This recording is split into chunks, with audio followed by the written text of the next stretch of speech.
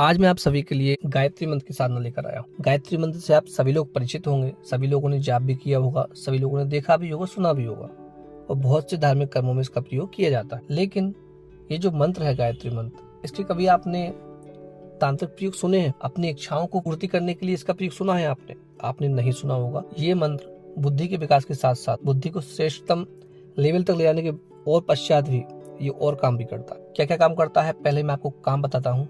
उससे पहले आप लोग चैनल को सब्सक्राइब कीजिए, लाइक कीजिए और कमेंट कीजिए और जितने भी आपके दोस्त रिश्तेदार हैं उन सभी तक इस चैनल को शेयर कीजिए। पहला काम आपको बताता हूँ मैं कि अगर किसी को लक्ष्मी की समस्या है, धन की समस्या है, तो इस मंत्र के द्वारा वो लक्ष्मी प्राप्ति के लिए प्रयोग कर सकता है। सिद्धि के पश्चात, इसकी अनुष्ठान के पश्चात जो मैं बताने वाला हूँ, जितने भी ये प्रयोग बता रहा हूँ, ये अनुष्ठान के बाद आप प्रयोग कर सकते हैं। लक्ष्मी प्राप्ति का प्रयोग कर सकता है। वो भूत प्रेत बाधा है किसी को तो उसको भी तुरंत के तुरंत हटा सकता है। वो किसी को पुत्र प्राप्ति नहीं हो रही है तो उसका भी प्रयोग कर सकता है। किसी को संतान प्राप्ति नहीं हो रही है उसके लिए भी इसी मंत्र के प्रयोग से आप लाभ पहुंचा सकते हैं।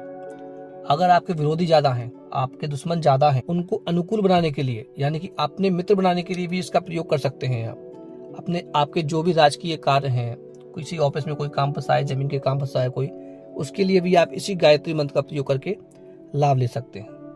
आप खुद के लिए भी कर सकते हैं और दूसरों के लिए भी कर सकते हैं। जितने भी ये प्रयोग हैं आप स्वयं के लिए भी कर सकते हैं और दूसरों के लिए भी। सुरक्षा कवच के लिए भी आप इसी मंत्र का प्रयोग कर सकते हैं। विष्णुवृत्ति के लिए भी आप इसका प्रयोग कर सकते हैं।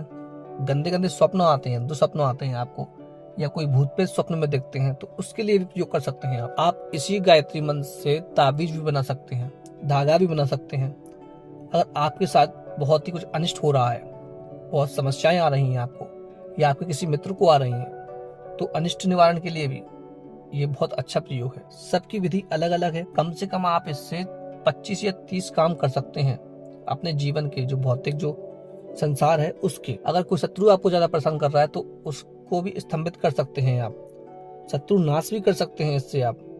अगर आपके घर में कोई चोरी का अंदेशा है, आपको डकैतों की समस्या है कोई, तो उसके लिए भी आप इसको प्रयोग कर सकते हैं। आपका घर सुरक्षित रहेगा, कोई डकैत, कोई चोर, कोई लुटेरा आपके घर में नहीं घुस सकता। बहुत सारे प्रयोग हैं, कब तक बताऊंगा इसको, क्योंकि गायत्री के जो लाभ हैं, गायत्री मंत्र साधना के बाद जो लाभ होते हैं, जो आप कर सकते हैं, वो अनगिनत लाभ है। केवल करना इतना है आपको कि आप एक बार इसके प्रयोग को कीजिए और एक बार करने के बाद जब आप ये जो मैं प्रयोग बता रहा हूँ, जो काम बता रहा हूँ, ये प्रयोग सफल होंगे आपके, तो आप फिर से इस साधना को करेंगे कि मैं इसको और मजबूत करना है इस साधना। तो चलिए बताता हूँ आप कैसे इसकी साधना करनी है, ये काम आप कैसे करेंगे। गायत्री माता को आप सावित्री भी बोलते हैं और आप इसको ब्रह्मास्त्र विद्या भी बोलते हैं बोलने वाले। इसको आप शब्द ब्रह्म भी बोलते हैं, वेद माता भी बोलते हैं। और जो गायत्री मंत्र है वो आप सभी ने सुना होगा। मैं फिर से आपको एक बार सुना देता हूँ किस मंत्र की बात कर रहा हूँ। मंत्र इस तरह से कैसे वो, ओम भूर्भुवः स्वः तत्सवितुर्वरेण्यं भर्गो देवस्य धीमहि धियो यो न प्रचोदयात्। ये मंत्र आपने कई बार सुना होगा, लेकिन जो सिद्धि विधान है, जो प्रयोग है इसके, इतने सारे आपने कभी नहीं सुने होंगे।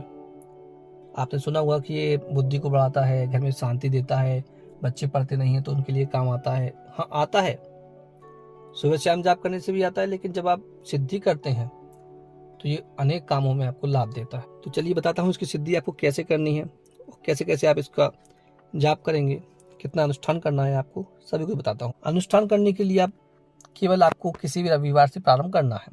आप 2 समय इसकी पूजा कर सकते हैं, सुबह ब्रह्म मुहूर्त में या शाम के बाद। ठीक है, सुबह करेंगे तो आपको पूर्व दिशा की ओर मुंह करना है आपका, और शाम को करेंगे अगर आप तो पश्चिम दिशा की ओर मुंह करना है, यानी कि जहाँ से सूरज निकलता है वहाँ और जहाँ सूरज डूबता है वहाँ, 2 जगह आप कर सकते हैं। एक चाहिए आपको बजोट जिसमें कील न लगी हो, लकड़ी के तख्ता जिसमें कील न लगी हो वो, एक माता की मूर्ति या तस्वीर, पंचोपचार सामग्री चाहिए आपको, और आप गंगा जल ले लेंगे थोड़ा सा, और आसन के लिए कुशाकासन लगेगा, थोड़ा सफेद कपड़ा लगेगा आपको। ये सब चीजें आपको चाहिए। भोग के लिए आप कोई भी सफेद मिठाई रख लें, एक नारियल रख लें, ये सब सामग्री आप रख के बैठेंगे। सुबह सुबह आप स्नान से जो दैनिक क्रियाएं आपकी उनसे निवृत्त होकर ब्रह्म मुहूर्त में ही आप अपने पूजन कक्ष में बैठ जाएंगे, माता को पंचोपचार से पूजन करेंगे, अपना आसन लगाकर आप बैठ जाएंगे। उसके बाद आपको गणेश पूजन करना है, गुरु पूजन करना है और गुरु मंत्र का जाप भी करना है। इसका जाप करने के बाद आपको बता दूं कि जो बड़े बड़े मंत्र हैं, शक्तिशाली मंत्र जो हैं, गायत्री मंत्र या फिर और भी आप नवान मंत्र लीजिए, सबको श्रापित मंत्र है ये, क्योंकि इनमें शक्ति बहुत है। इस मंत्र को भी श्राप लगे हैं। किसके श्राप लगे हैं ये भी आप सुन लीजिए। इसको ब्रह्मा जी का श्राप लगा, वशिष्ठ जी का श्राप लगा है, विश्वामित्र जी हैं, उनने श्राप दिया है कि इसका कोई गलत प्रयोग ना कर सके। इसके लिए सबसे पहले गुरु मंत्र और ये गणेश मंत्र आप पूजन कर लेंगे। उसके बाद आपको जो ब्रह्मा जी उनका ध्यान करना है, वशिष्ठ जी उनका ध्यान करना है और विश्वामित्र जी का ध्यान करके आपको एक मंत्र है वो बता देता हूँ मैं सांप हटाने के लिए। उसका आपको 21 बार जाप करना, ठीक है। वो विधि है वो आप सुन लीजिए। विधि में आपको बोलना है कि ब्रह्मा वशिष्ठ विश्वामित्र सापाम विमुक्ता भवा, ये आपको बोलना है, ठीक है। ये आपको 11 बार या 21 बार ये पहले बोलना है और जल थोड़ा हाथ में लेके आपको छोड़ देना है। फिर आपको संकल्प लेना है कि मैं कितना जाप करूंगा रोज, इसका कितने दिन के लिए कर रहा हूँ जाप। इसका जाप देखिए मैं बता दूं आपको, वैसे तो 1.25 लाख ही जाप है इसका। पहला अनुष्ठान जो है 1.25 लाख का ही है।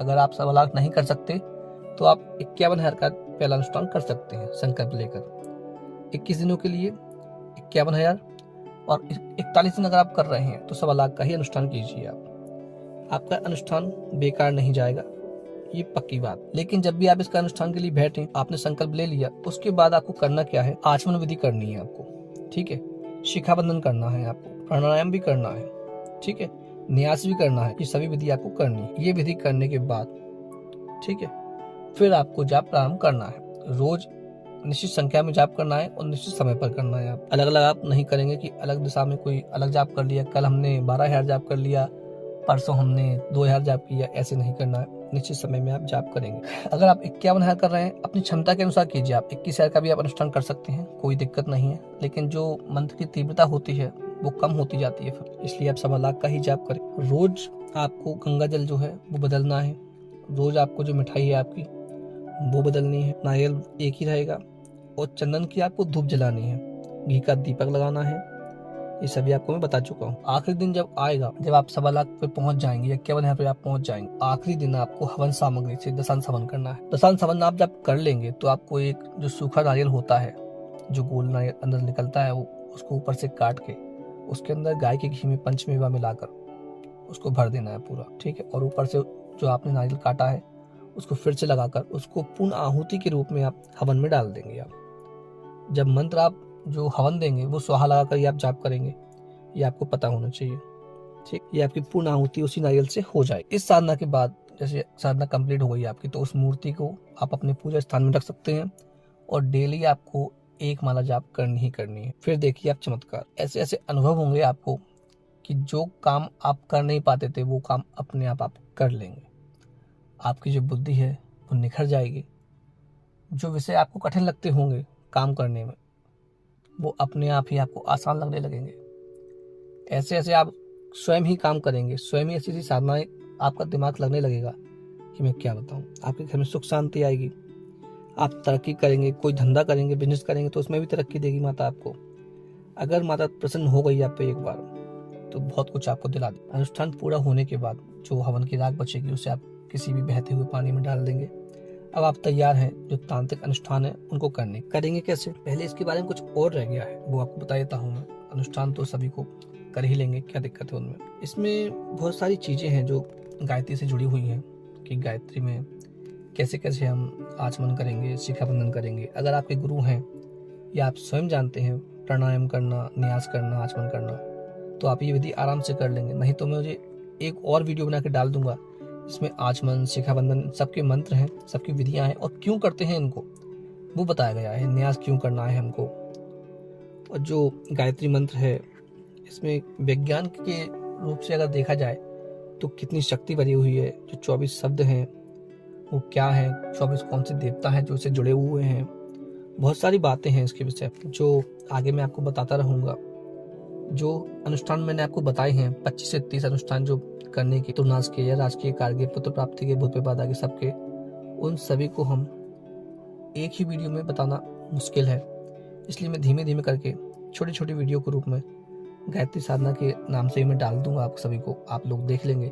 इस अनुष्ठान को करने के बाद केवल उस वीडियो को आप देख के अनुष्ठान करेंगे, तुरंत के तुरंत आप जो करना चाहते हैं वो आपको सफल प्रयोग होगा। अगर एक बार आप ये करते हैं गायत्री साधना तो आपके जो अनुष्ठान है वो सफल होंगे पक्के पे, क्योंकि आप एक बार उसकी सिद्धि कर चुके हैं तो उसके अनुष्ठान सफल होने ही होने हैं। मैंने आपको देखिए आप इसका अनुष्ठान करना प्रारंभ बता दिया मैंने आपको, कैसे जाप करना है, कितनी संख्या में करना है, क्या भोग रखना है सब मैंने आपको बता दिया है। अनुष्ठान 1.25 लाख का करना है आपको, 51 का करना है, उसके बाद ये प्रयोग कर सकते हैं आप। अगली वीडियो में बताऊंगा आपको अनिष्ट निवारण प्रयोग, शत्रुनाश के प्रयोग इसी जो गायत्री मंत्र है इसके द्वारा। अगर मैं कुछ भूल गया हूँ तो आप लोग कमेंट करके मुझसे पूछ लीजिएगा, मैं आपको बता दूंगा, आपके कमेंट का जरूर जवाब दूंगा पक्के पे मैं। जो षटकर्म साधना हम करते हैं ये उससे कई आगे की साधना है और इसके बराबर कोई साधना है नहीं। आप किसी भी साधक से पूछिए, किसी भी जो तांत्रिक है उससे पूछिए, या कोई भी साधु हैं उनसे आप पूछेंगे तो ये बहुत ही खतरनाक साधनाओं में गिनी जाती है, जो कि करंट में काम करती है एकदम। तो आप सभी लोगों से निवेदन है कि आप लोग मेरे चैनल को सब्सक्राइब कीजिए, लाइक कीजिए, कमेंट कीजिए, और जो आगे गायत्री की साधनाएं आने वाली हैं उन सभी से आप लोग जुड़े रहिए। और जो मैंने आपको श्राप विमोचन के लिए विधि बताई है उसको आपको रोज करना है, हर दिन करना है। जब आप जाप करेंगे 1.25 लाख का तो रोज उसका 21 बार पहले मंत्र के आप जाप कर लेंगे, तब जाके उसका प्रयोग को आप सफल कर पाएंगे। अगर आप ये विधि नहीं करेंगे तो श्रापित मंत्र से कोई लाभ नहीं होता है। आप रोज जाप करते हैं उसका आपको कोई लाभ नहीं मिलेगा। तो चलिए मिलते हैं अगली वीडियो।